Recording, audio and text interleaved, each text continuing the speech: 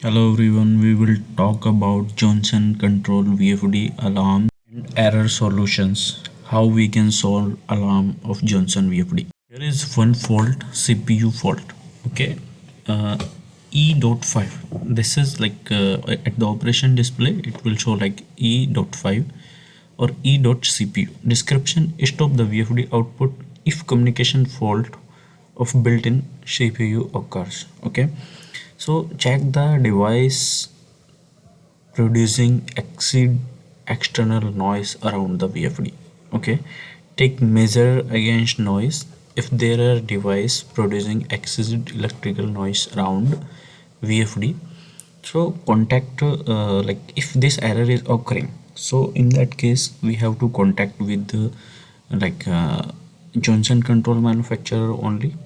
This kind of case is required to be repair of the card, and they will measure that how it is creating electrical noise nearby the VFD.